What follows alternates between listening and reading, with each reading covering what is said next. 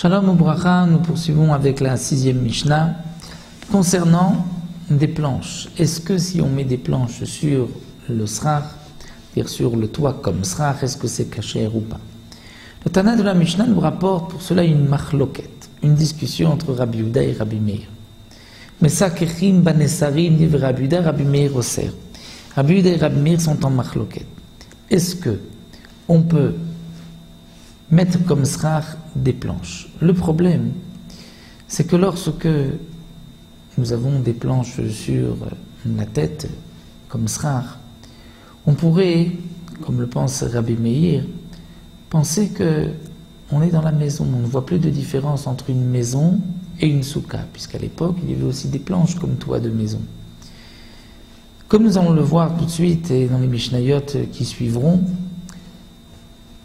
lorsque nous avons une planche qui fait 4 tfachim, c'est-à-dire 4 palmes, environ 40 cm de large, c'est considéré comme une planche importante, c'est un shiur chashuv. Et là, dans ce cas-là, tout le monde est d'accord que la soka n'est pas kshera si on a mis des planches de 40 cm. Si on a mis des planches de moins de 3 tfachim, moins de 30 cm, d'après tout le monde, c'est kasher. Moins que 3 tfachim, nous avons toujours le principe de lavoud.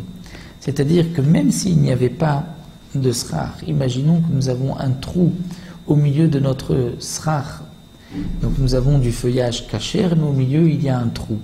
S'il y a moins que 3 tfachim, moins que 30 cm, c'est kasher. C'est comme si c'était fermé. C'est le principe de lavoud. Donc lorsque la planche fait moins que 3 tfachim, moins que 3 palmes, d'après tout le monde c'est kasher. Plus que 4 tfachim, d'après tout le monde c'est pasoul. La machloket entre Rabbi Yehuda et Rabbi Meir, c'est lorsque c'est entre 3 et 4. Rabbi Meir considère que puisqu'on a dépassé le lavoud, les 3 tfachim, lorsqu'on est sous un toit avec de telles planches, on pourrait se dire, quelle différence si je suis assis ici ou dans la maison? C'est ce qu'on appelle gzerat tikra, et on risque d'aller manger dans la maison, donc Rabbi Meir interdit. Rabbi Yehuda considère que non, étant donné que la planche ne fait pas 4 fachim, la souka est kshera. Ça c'est notre première machloket. Mais sakechim banesarim, on peut utiliser comme srar des planches, dit Rabbi Yehuda, dit Rabbi Yehuda, et Rabbi Meir interdit, comme nous l'avons expliqué, des planches qui font entre 3 et 4 fachim. Moins que 3, d'après tout le monde, c'est kasher, plus que 4, d'après tout le monde, c'est pasoul. Entre 3 et 4, c'est la machloket. Un autre din que nous enseigne la Mishnah. Natan alea neser sheurachav arba tfachim. Si on a mis une planche qui fait 4 tfachim de large, une seule, ce n'est pas qu'on a mis tout le srar, on a mis une planche. Et comme les mefarshim expliquent, on parlera dans le cas où on a posé à côté du dofen. C'est-à-dire d'après tout le monde, si on a mis à côté du mur, dans ce cas-là, c'est kasher, puisqu'il y a un principe que nous verrons par la suite de dofen akuma. C'est-à-dire que même si j'ai un morceau du toit, même de la pierre, on a un exemple, j'ai un mur, et le srar ne commence pas immédiatement proche du mur, mais il y a d'abord un srar qui n'est pas kasher.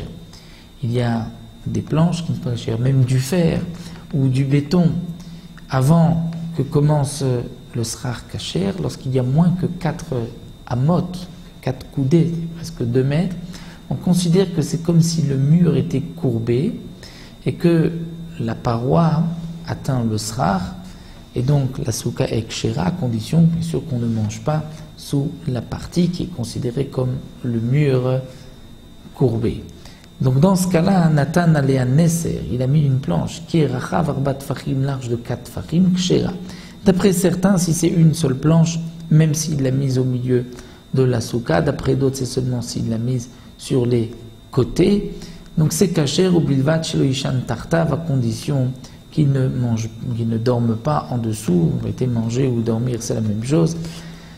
Mais donc il ne pourra pas en dessous, d'après l'explication que c'est sur les côtés, puisque c'est considéré comme une partie du mur qui est courbée, puisqu'une planche de 4 tfachim n'est pas kasher d'après tout le monde. Donc voici pour cette 6e Mishnah. On retrouvera encore cette machloket entre Rabbi Yehuda et Rabbi Meir dans la 7e Mishnah, comme nous verrons pour celui qui veut faire sa souka dans sa maison en arrangeant un petit peu son toit qui est lui-même fait de planches. Ça, nous le verrons dans la 7e Mishnah.